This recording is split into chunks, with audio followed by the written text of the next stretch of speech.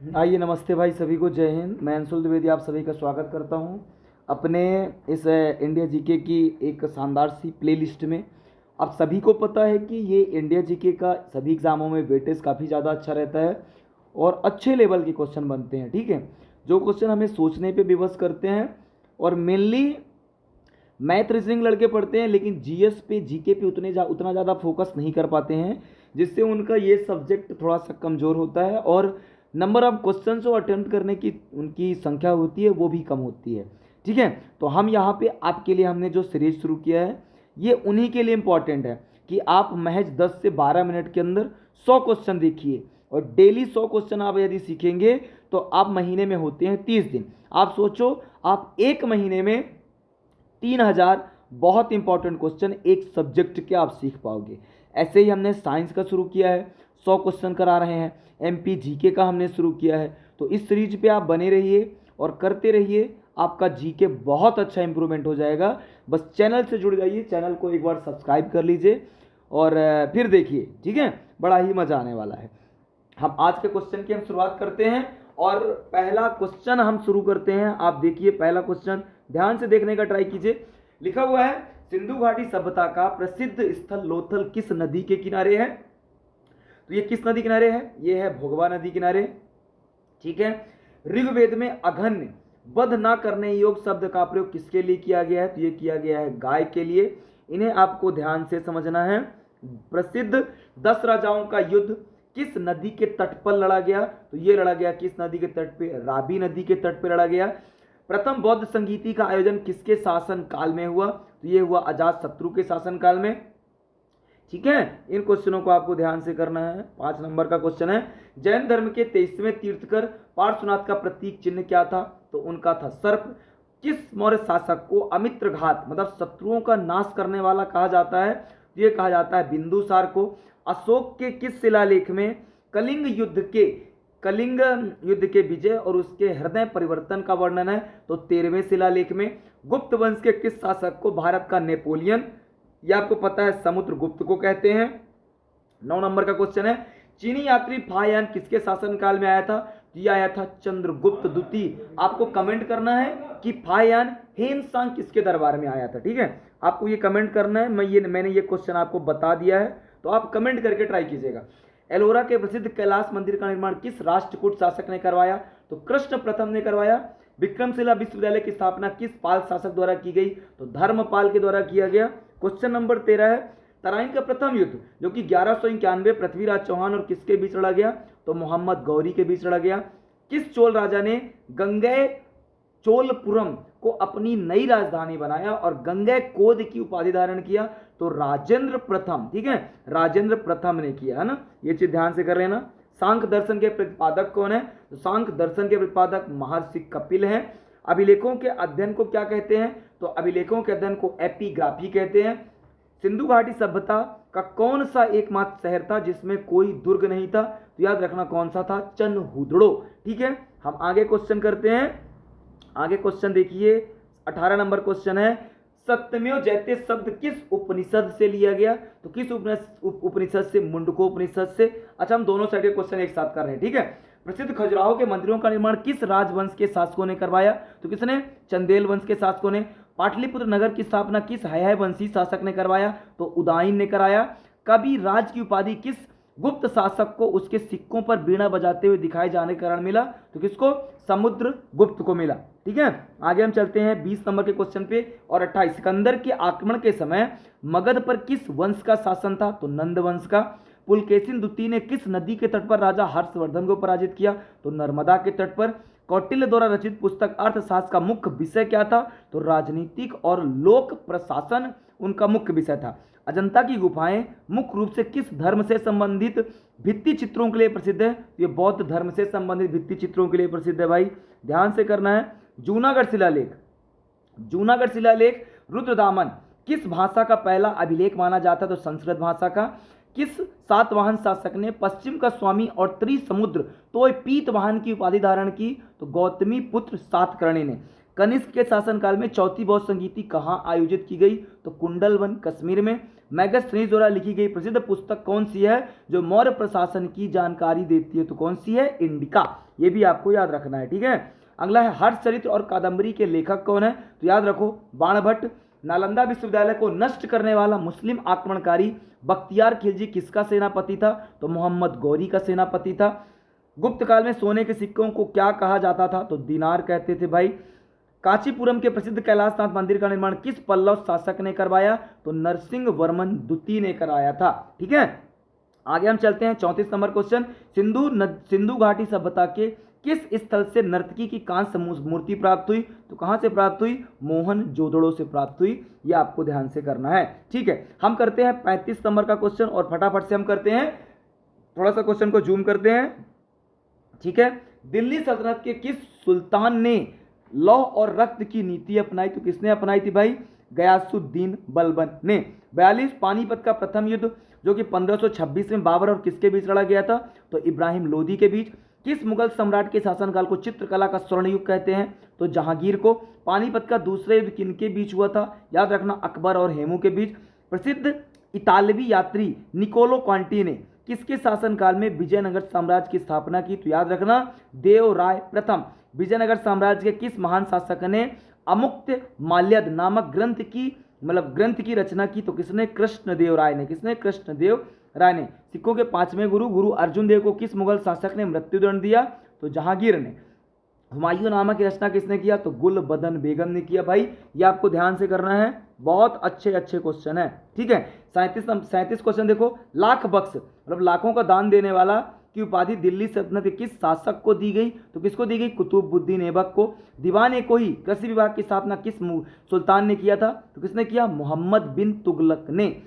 किस मुगल सम्राट को जिंदा पीर कहते हैं? तो औरंगजेब को। अकबर के दरबार में राजस्व या वित्त मंत्री कौन था जिसने 10 दहसाला प्रणाली लागू किया था? तो राजा टोडरमल। बाजार नियंत्रण प्रणाली को कड़ाई से लागू करने वाला कौन था? तो अलाउद्दीन खिलजी। किस युद्ध के बाद भारत में मुगल सम्राट की नींव पड़ी? तो पानीपत का प्रथम युद्ध। शिवाजी महाराज का राज्याभिषेक कब हुआ? 1674 में। तो कहां पे हुआ भाई? रायगढ़ में हुआ था। सर थॉमस रो और कैप्टन हॉकिंस किस मुगल सम्राट के दरबार में व्यापारिक रियासतें मांगने आए थे? तो किसमें? जहांगीर के शासनकाल में, ठीक है। 39 नंबर क्वेश्चन देखिए क्या लिखा है। प्रसिद्ध सूफी संत अमीर खुसरो जिसे तोताई हिंद कहा जाता था किसके दरबारी कवि थे? तो ये थे अलाउद्दीन खिलजी। शेरशाह सूरी का मकबरा कहाँ स्थित है? सासाराम बिहार। चांदी का टका और तांबे का जीतल सिक्के चलाने वाला दिल्ली सल्तनत का पहला सुल्तान? तो Iltutmish.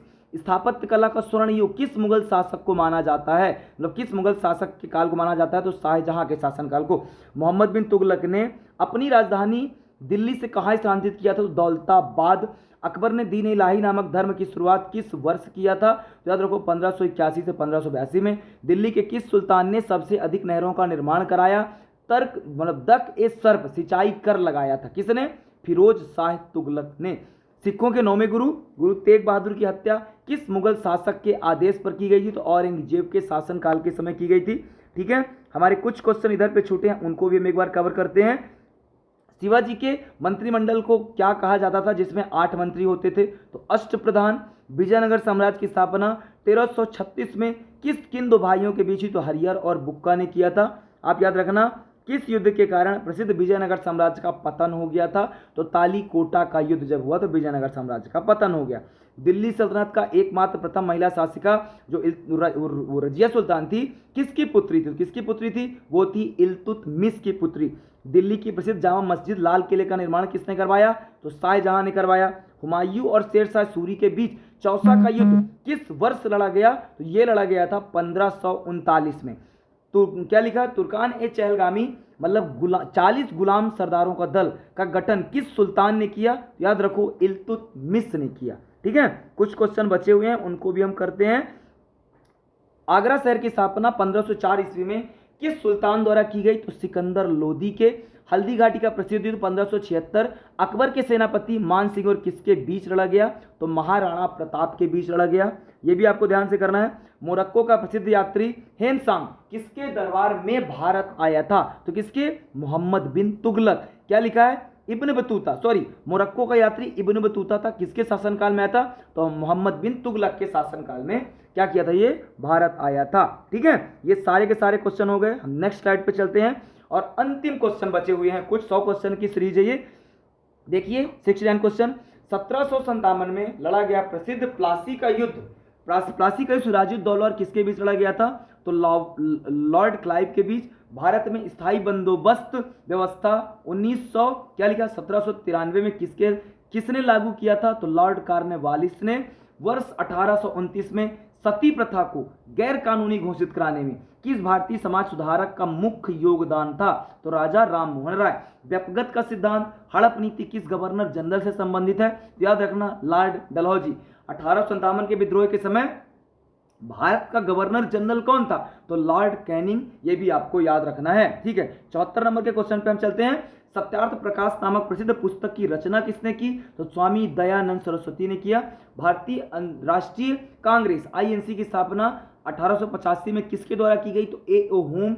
Poverty and British rule India पुस्तक के लेखक कौन है जिन्होंने धन का निष्पादन सिद्धांत दिया? तो कौन है? दादा भाई नौरोजी। वर्ष 1905 में बंगाल का विभाजन किस वायसराय के शासनकाल में हुआ? याद रखना लॉर्ड कर्जन। स्वराज मेरा जन्म सिद्ध अधिकार है, मैं इसे प्राप्त करके रहूंगा, किसका नारा है? ये आपको पता है, बाल गंगाधर तिलक का है। ठीक है, हम 74 नंबर के क्वेश्चन पे आते हैं। कांग्रेस का विभाजन नरम दल और गरम दल में किस अधिवेशन में हुआ? तो 1907 के सूरत अधिवेशन में हुआ। महात्मा गांधी ने भारत में अपना पहला सफल सत्याग्रह 1917 में कहां से शुरू किया? तो चंपारण से शुरू किया। कुख्यात जलियांवाला बाग हत्याकांड किस तिथि को अमृतसर में हुआ था? तो 13 अप्रैल 1919 में। किस घटना के कारण महात्मा गांधी ने 1922 में असहयोग आंदोलन वापस ले लिया? तो चौरी चौरा कांड। वर्ष 1928 में भारत आए साइमन कमीशन का बहिष्कार क्यों किया गया था? क्योंकि इसमें कोई भी भारतीय सदस्य नहीं था, इसलिए क्या किया गया था? इसका विरोध किया गया था। कांग्रेस के किस अधिवेशन में पूर्ण स्वराज की मांग को औपचारिक रूप से स्वीकार किया गया? तो 1929 का लाहौर अधिवेशन। महात्मा गांधी ने प्रसिद्ध दांडी मार्च नमक सत्याग्रह साबरमती आश्रम में किस वर्ष शुरू किया? तो 1930। तीनों गोलमेज सम्मेलन में भाग लेने वाले एकमात्र नेता कौन थे? तो बी आर अम्बेडकर। वर्ष 1939 में फॉरवर्ड ब्लॉक की स्थापना किसने किया? सुभाष चंद्र बोस ने। महात्मा गांधी ने करो या मरो का नारा किस आंदोलन के दौरान दिया? तो भारत छोड़ो आंदोलन के दौरान दिया था। ठीक है, 89 नंबर क्वेश्चन देखिए। 1946 में भारत आए कैबिनेट मिशन के अध्यक्ष कौन थे? तो कौन थे? A B Alexander, sir Lord Pethick Lawrence, Stafford Cripps, तीनों थे भाई। इसमें कौन नहीं थे होना चाहिए? तो लॉर्ड माउंटबेटन नहीं थे, कैबिनेट मिशन के अध्यक्ष नहीं थे। यहां पे आप नोट कर लेना, नहीं थे, है ना। तो कौन नहीं था? लॉर्ड माउंटबेटन नहीं थे, बाकी ये तीनों थे। स्वतंत्र भारत के प्रथम गवर्नर जनरल कौन थे? तो स्वतंत्र भारत के प्रथम गवर्नर जनरल लॉर्ड माउंटबेटन। स्वतंत्र भारत के प्रथम और भारतीय कौन थे? तो राजगोपालाचारी। सन वर्ष 1873 में सत्य शोधक समाज की स्थापना। तो ज्योतिबा फुले।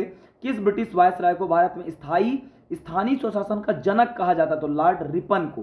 गुलामगिरी नामक प्रसिद्ध पुस्तक की रचना किसने किया? याद रखो, ज्योतिबा फुले ने किया था। ठीक है, 94 नंबर क्वेश्चन। वर्ष 1916 का प्रसिद्ध लखनऊ समझौता किसके बीच हुआ था? तो कांग्रेस और मुस्लिम लीग के बीच हुआ था।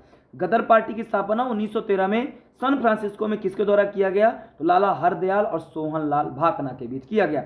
काकोरी कांड एक्शन किस वर्ष हुआ? तो 1925 में हुआ भाई।